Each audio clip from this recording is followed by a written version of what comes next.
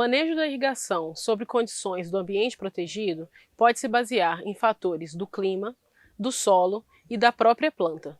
É importante lembrar que as plantas estarão protegidas das chuvas. Então, toda a água necessária para a produção deverá vir através da irrigação. Nós estamos aqui numa lavoura de pimentão em cultivo protegido e utilizamos aqui o sistema de gotejamento. Esse sistema é muito interessante pela eficiência dele. Um sistema de gotejamento bem manejado, ele pode ter uma eficiência de em torno de 90%, enquanto que a aspersão, o aspersor, a aspersão tradicional, vai ter em torno ali de 60% a 80% de eficiência. Então aqui a gente já começa ganhando com a economia de água. Outro fator importante que o cultivo protegido já diz pelo nome é a proteção, principalmente em relação às chuvas, o que causa porta de entradas para bactérias, para fungos, né? E a questão também de você ter um melhor controle da umidade da planta, da umidade do ambiente da planta. Nesse sistema que nós estamos aqui usando de gotejamento, nós temos algumas vantagens. A gente nota que aonde o bulbo de água forma, você tem o desenvolvimento das raízes da planta e também a possibilidade de nascer a erva daninha. Mas aonde fica seco, né, onde que essa água não atinge, você diminui, portanto, a incidência de erva daninha. Se você ainda quiser, nessa faixa de bulbo, essa faixa úmida, também não tem incidência de erva daninha, e a gente pode fazer a questão do mulch.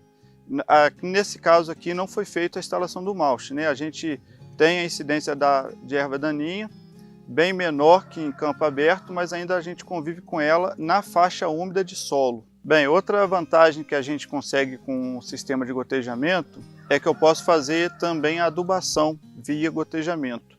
Então também vou estar ganhando em mão de obra. E normalmente a gente comenta que o adubo hidrossolúvel ele tem maior eficiência também e maior disponibilidade para a planta. Então eu ganho na qualidade do adubo em si e também em diminuir a mão de obra de fazer a adubação manual. Então pelo gotejamento a gente tem como fazer a adubação fazendo a fertirrigação, que é a adubação via gotejo. A irrigação, independente do sistema utilizado, deve ser monitorada e acompanhada por um profissional qualificado, pois existem inúmeros fatores que irão influenciar na quantidade de água que deverá ser fornecida à planta. Além disso, tanto na fertirrigação quanto na hidroponia, a água tem o papel de carregar os nutrientes que a planta irá precisar. Para tal, utilizam-se uma solução denominada solução nutritiva, na qual todos os nutrientes essenciais às plantas devem estar presentes em proporções adequadas para cada fase do desenvolvimento. Para tanto, vários aspectos precisam ser levados em consideração. Hidroponia basicamente é quando você usa a água ao invés do solo, mas a gente também tem o conceito de cultivo protegido, e foi melhor pensado fazer a hidroponia junto também com o cultivo protegido, que seria a formação da estufa, né? Que também já vem proveniente da ideia de casa vegetativa, né? Isso aí normalmente na Europa, que vem esse conceito de casa vegetativa. Então a hidroponia brasileira a gente usa esse conceito de casa vegetativa, que montando aqui no caso a estufa, e a linha de hidroponia mais utilizada é com perfil d'água, né? E a gente une essas duas ideias, fazendo a nossa hidroponia brasileira. E graças à união dessas duas tecnologias, a hidroponia e o cultivo em ambiente protegido, que há também uma relevante vantagem para o meio ambiente. Também é importante citar a economia de água. Ela chega a utilizar 5 vezes menos água do que a agricultura em campo aberto convencional. Além disso, como a gente uniu a hidroponia à questão do cultivo protegido, nós vamos ter aqui a proteção de chuvas, de intempéries.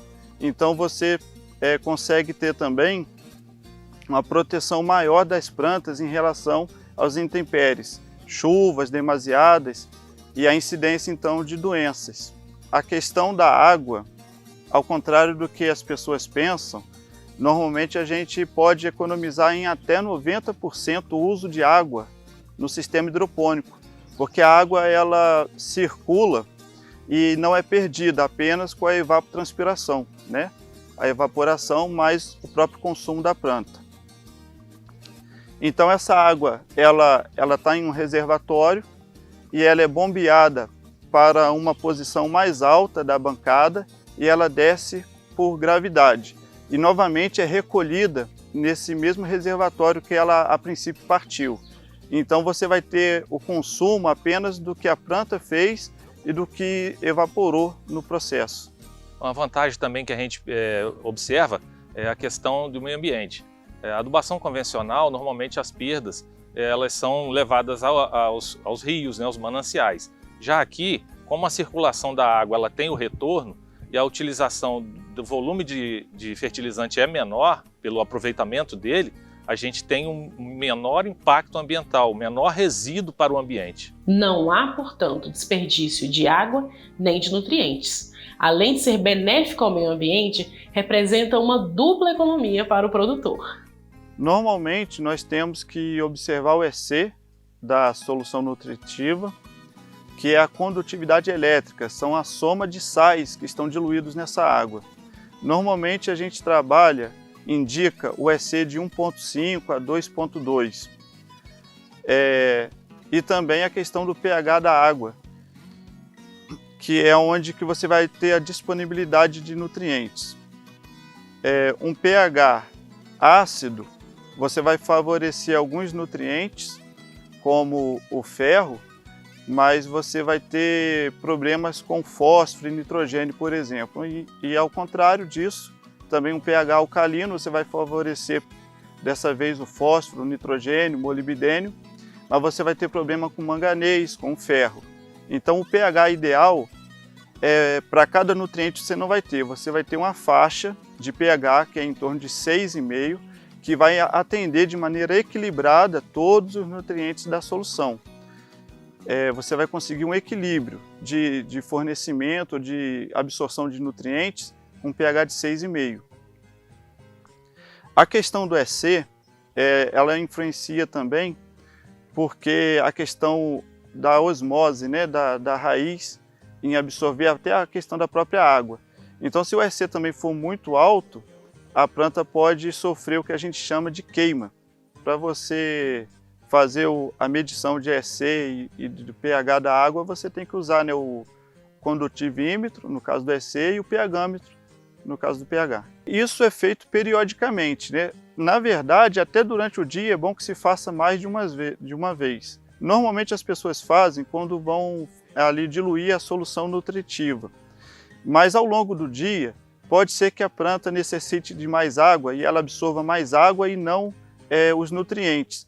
Então aqueles sais eles vão ficar concentrados em menor quantidade de água e isso vai resultar num EC maior, podendo assim queimar a raiz e dar algum dano à planta. Então se você tiver possibilidade, é bom que você faça essa medição ao longo do dia e no caso de você notar que está aumentando a concentração de sais, o EC está dando um número maior, você vai simplesmente aumentar a água, você vai colocar água pura no circuito, você vai fazer uma diluição desses sais. Essa questão da circulação normalmente vai baixando na caixa à medida que o consumo da planta pela água vai sendo feito, e inclusive os fertilizantes também. Aí a reposição se coloca lá completando as caixas e fazendo o complemento também dos fertilizantes de acordo com o EC escolhido. Cada cultura tem uma faixa de EC que é mais ideal para ela. Porém, no ambiente com várias plantas, a gente faz uma média para poder fazer a condição ficar mais fácil na questão do manejo. Mas também você pode fazer separado e trabalhar com ECs diferentes para cada cultura. No caso de rúcula, EC maior, 2,5. O caso de alface, EC até 1,8, 1,5. Então essa questão é bem interessante também. É importante para a hidroponia que se tenha água de qualidade e quantidade, para alimentar os reservatórios que a gente vai estar fazendo a solução nutritiva. Nesse caso aqui são os reservatórios da solução nutritiva. A gente tem instalado aqui bombas elétricas que vão bombear até a parte alta da hidroponia e a solução vai descer então por gravidade e vai ser novamente recolhida nesses reservatórios. No caso aqui da hidroponia em Teresópolis, que tem a peculiaridade de fazer a muda com o substrato normal de uma agricultura convencional e não em espuma fenólica, nós temos aqui nesse reservatório a necessidade de coletar o restante desse substrato que desce pelo perfil. Então vocês vão notar que no recolhimento da água tem tipo que uma rede para coletar as impurezas para que não caiam novamente no reservatório. Esse reservatório é que vai ser monitorado aqui o EC dele e o pH, assim como também a gente vai fazer aqui o abastecimento sempre que ele for se tornando vazio.